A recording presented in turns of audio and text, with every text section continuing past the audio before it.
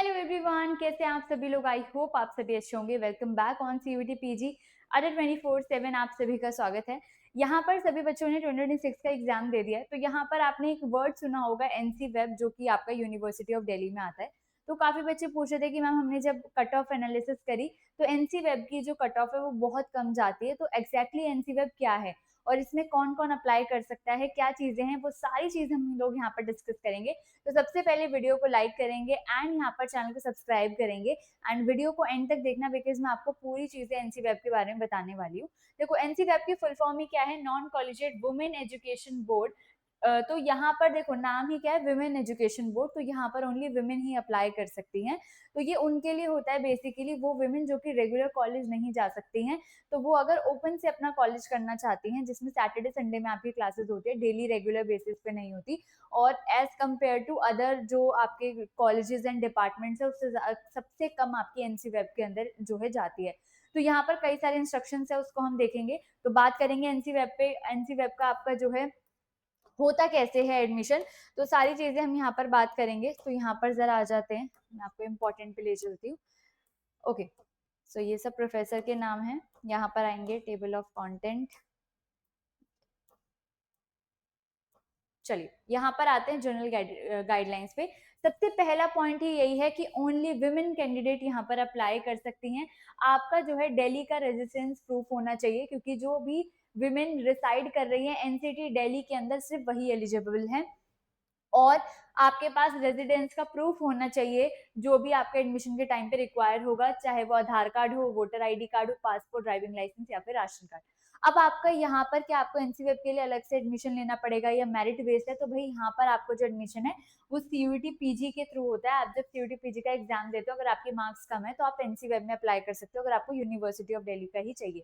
ठीक है, सो यहाँ पर हम आगे चलेंगे तो कुछ इंपॉर्टेंट चीजें यहाँ पर भी हैं, जैसे कि ये कुछ अवेलेबल पोस्ट ग्रेजुएट कोर्सेज हैं। देखो, सारे कोर्सेज में एनसी वेब नहीं होता है, कुछ कुछ कोर्सेज है। जैसे साइंस के कोर्सेज में आपको एनसी वेब नहीं मिलेगा, बिकॉज वहाँ पर प्रैक्टिकल नॉलेज के लिए आपको रेगुलरली जाना जरूरी है।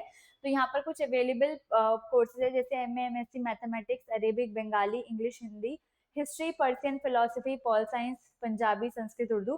तो ये सारे वो है जो यहाँ पर क्या है भाई, अवेलेबल पोस्ट ग्रेजुएटेड कोर्सेज है किसके अंदर, एनसी वेब के अंदर। ठीक है, सो यहाँ पर क्या होगा, एलिजिबिलिटी क्राइटेरिया की अगर हम बात करें तो यहाँ पर मैंने अभी आपको बताया ओनली फीमेल कैंडिडेट एलिजिबल है, जो कि एनसीटी ऑफ दिल्ली में रहती है, वही अप्लाई कर सकती है।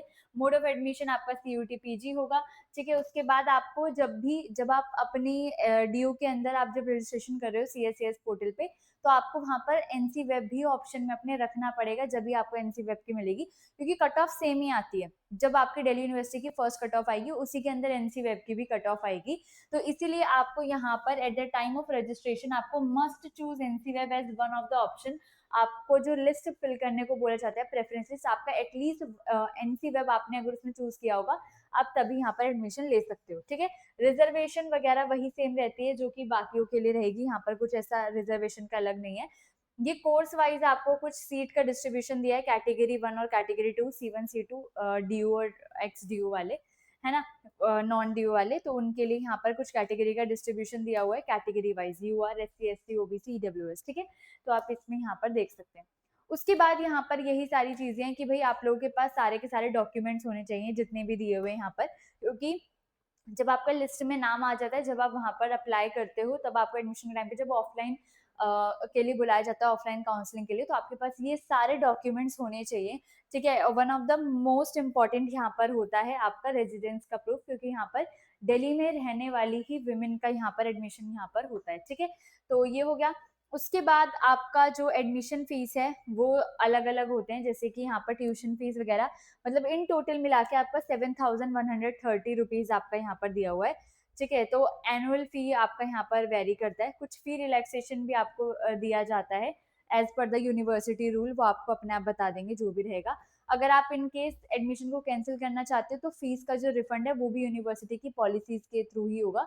वो आपको उनकी वेबसाइट वगैरह पे पता चल जाएगी कि इनकी पॉलिसीज क्या होती है। ठीक है, तो ये सारी चीजें हैं। अगर आपको री एनरोलमेंट करना है तो आपको 500 पर ईयर देना पड़ेगा बाय द बोर्ड। तो आपको ये सारी चीजें हैं, सो ये गाइडलाइंस है जो मैंने आपको बताई है। तो अगर किसी के भी इन सारे सब्जेक्ट्स में बहुत कम मार्क्स हैं तो आप एनसी वेब में अप्लाई कर सकते हो, क्योंकि एनसी वेब की जो कट ऑफ है वो बहुत ज़्यादा कम जाती है।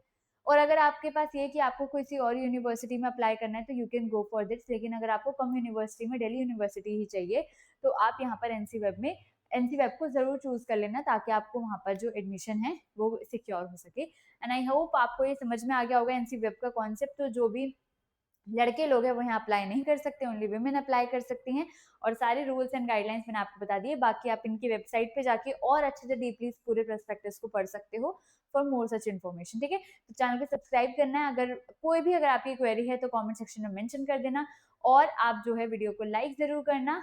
Bye bye, take care, all the best.